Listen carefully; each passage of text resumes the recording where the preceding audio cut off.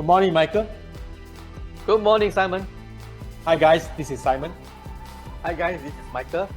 Michael, after the government has announced the essential services that can continue to work during the circuit breaker from 6 April to 4th May, agents started to get very concerned about their outstanding cases, the deals that they have closed, or is estate agency work considered as essential? And many of them are still not sure or understand the FAQs that has been sent out by CEA. That is why we feel that it's very important for us to address some of the top concerns that you guys are now facing. For the past few days, we have received many questions from our fellow agents, and today we are going to address them. And we hope this will help you to clear the air.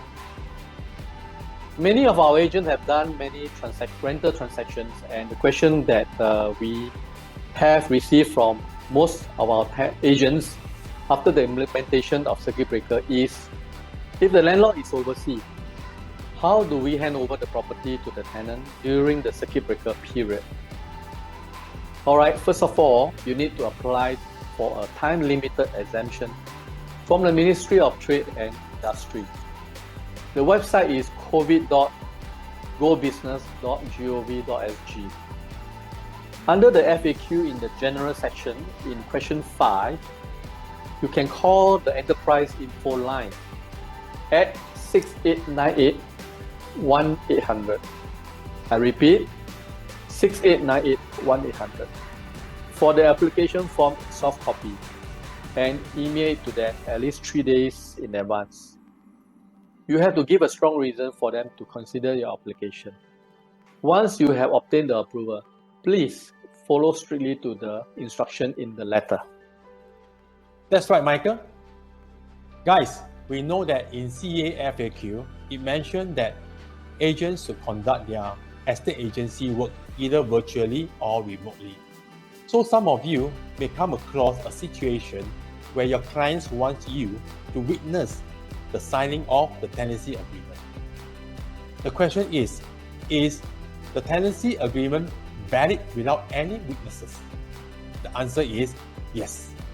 If you are representing the landlord and you have a direct tenant, and what you should do is, first, request your landlord to sign the tenancy agreement and email it back to you. Second, send the tenancy agreement that your landlord has signed to the tenant. Once the tenant has signed the tenancy agreement, ask the tenant to email it back to you as well. By doing this, both parties have admitted that they have signed the document, and please keep the emails for recording purposes. Another scenario is HDB sales. Your buyer wants to exercise the options, and they will be writing a check to the seller as exercise money. The question is, how are they going to pass the check to the seller since the government wants everyone to stay home? There are a few ways to do it. You can advise the buyer to do an electronic fund transfer of the exercise money to the seller after you have informed the seller. Or you can advise the buyer to drop the check into the seller's account after you have gotten the consent from the seller to do so. Or you can advise the buyer to engage the courier service to pick up the check and deliver it to the seller.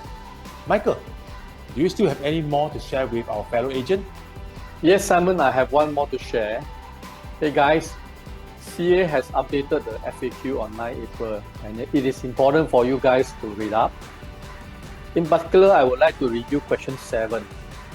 I quote, "Are electronic signature a valid means of executing a property transaction document? Example, tenancy agreement, sales and purchase agreement, option to purchase." Unquote. I believe this is going to be one of the major concerns. The concern here is, how do we ensure that the electronic signature gives rise to a legally binding relations? Unlike secure electronic signature, which is not used by the public or in property transactions, the use of ordinary electronic signature poses a certain amount of risk. How do we minimize this risk? I would like to recommend that we take the following steps. 1. Get written consent from transacting parties, that is landlord and tenant, or sellers and buyer, that they are agreeable to electronic signature. 2. After all the parties have signed the agreement, they have to email to you individually, which means that if there are 2 owners for the property, you will require the owners to email to you the agreement separately. This is to ensure authenticity and prevent forging of signature. 3. Please keep all correspondence as proof of their intentions. 4. In the case of option to purchase, please advise the party to seek independent legal advice for further instructions. So guys, have to remember this 4 steps, alright? Oh yeah, I have one more to share. There's another question asked. My tenant is afraid that after he moved into the rental unit that he has never viewed before, he only based on the pictures that the agent has forwarded to him. What if the unit is not suitable for him? What can he do? Okay, I would like to suggest that the tenant sign a lease that allow the tenant to terminate the tenancy after minimum 6 months stay. The tenant only need to bear with the unit for a short period of time. Okay guys, we hope that Michael and I have answered most of your doubts, and we also hope that this video has helped you understand better. Yes, in the meantime, keep safe and stay healthy. We'll see you soon.